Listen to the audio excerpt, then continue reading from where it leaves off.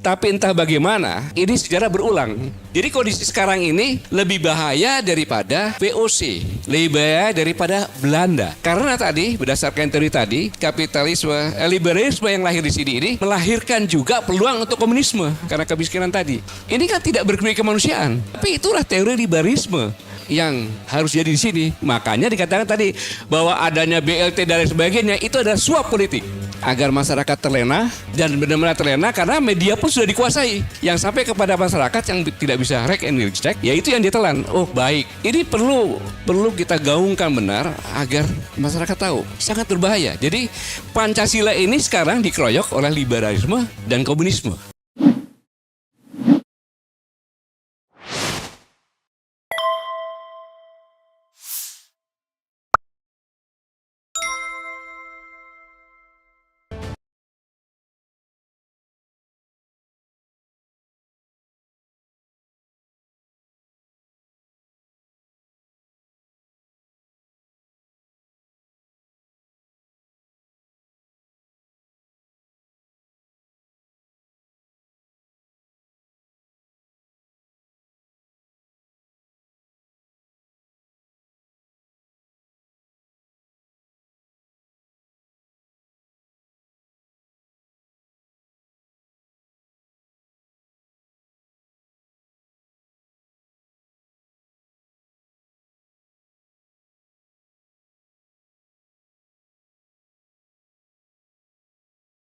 Bismillahirrahmanirrahim. Assalamualaikum warahmatullahi wabarakatuh. Selamat sore, salam sejahtera. Saya pada kesempatan yang indah ini mengajak kita semuanya bersyukur kehadirat Allah Subhanahu wa taala, Tuhan Yang Maha Esa, karena baru saja kita mendapat pencerahan dari Saudara Marlan, kemudian Saudara Alvino tentang bagaimana petani-petani yang benar-benar dialami seorang mahasiswa dari Universitas Indonesia pulang ke kampungnya bertani. Saya tahu motivasinya agar bisa memotivasi, meningkatkan, tetapi justru terjerumus. Kemudian Bang Alvino, ya terima kasih. Kemudian pencerahan tentang masalah pembelajaran kita tentang masalah politik. Bang Mulyadi ini luar biasa. Ilmu-ilmu terapan praktis yang bisa menjelaskan tapi tidak bisa terkena delik. Itu yang spesial. Teori, Pak. Ya teori, jadi nggak sekali kan gitu. Kemudian kalau Pak Antoni Budiawan ini, di semua lini dalam berbicara masalah ekonomi, baik tingkat LSM maupun tingkat akademika, pasti beliau ada dan menjelaskan berdasarkan teori-teori maupun kondisi-kondisi yang nyata. Tapi dalam kesempatan ini saya mohon maaf kepada semuanya bahwa kami telah melakukan kesalahan dalam membuat judul, yaitu BBM naik, rakyat cuma jerit, tapi dikoreksi oleh Saudara Marlan. Terima kasih bahwa BBM naik, rakyat tercekik. Nah, jadi saya mohon maaf atas salah judul. Tetapi pembelajaran yang baik akan saya balik dulu bahwa tadi dijelaskan bahwa liberalisme apabila masuk ke bidang sosial, dia menjadi individualisme. Ini satu poin.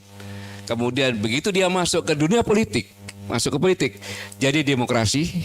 Kemudian kalau masuk ke ekonomi, jadi kapitalisme.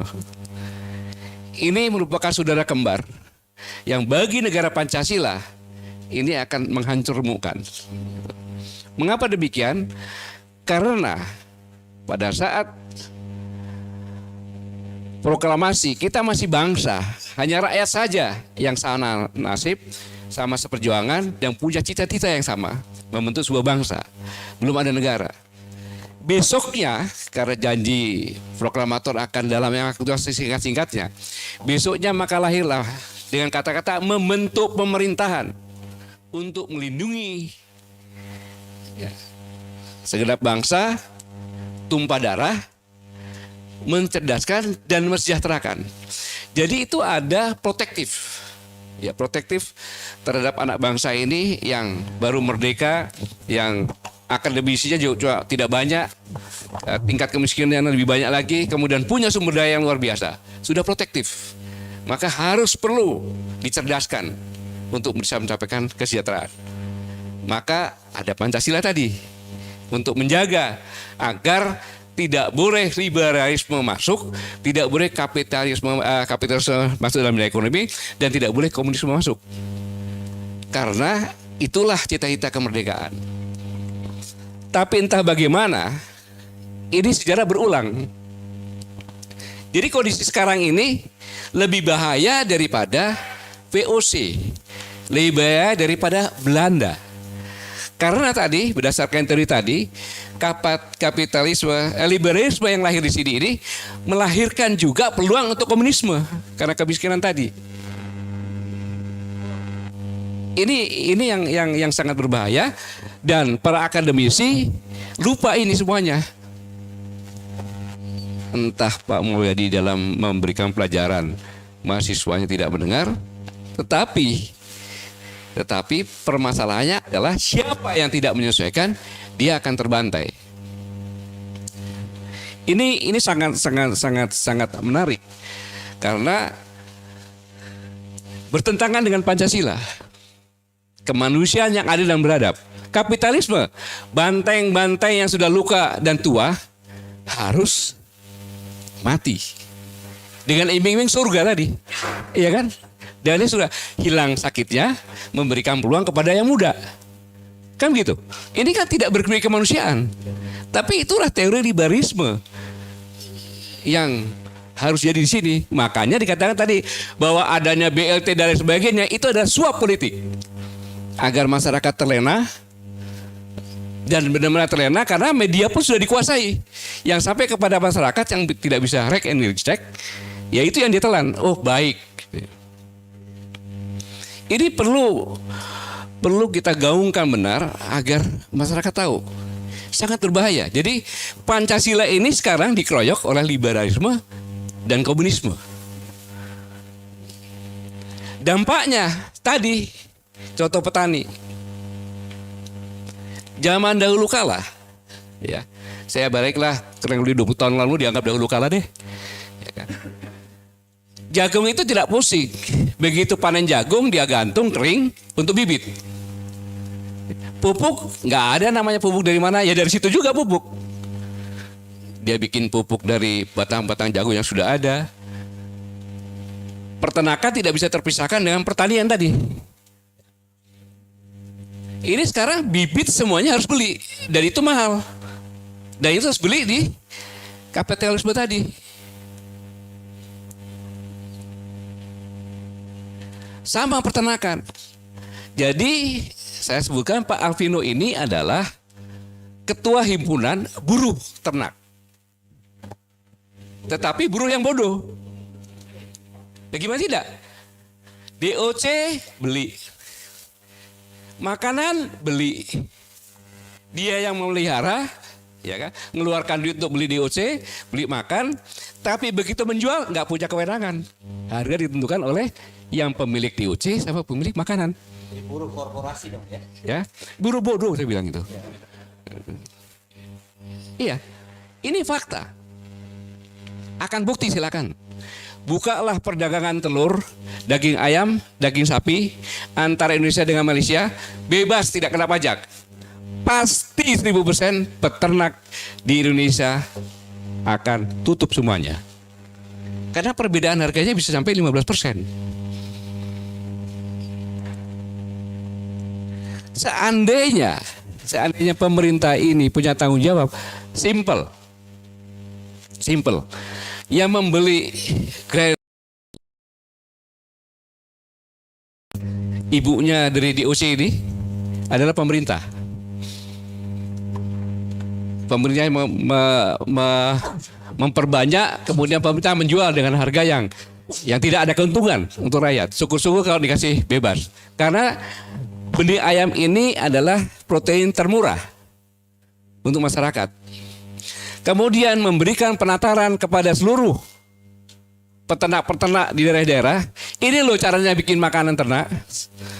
Tepung ikan, kamu buat apa aja pokoknya. Ikan busuk segala macam, kau jemur, giling ya tepung ikan. Jagung, dikasih tahu jagung itu yang kamu tanam adalah jenis ini yang proteinnya tinggi.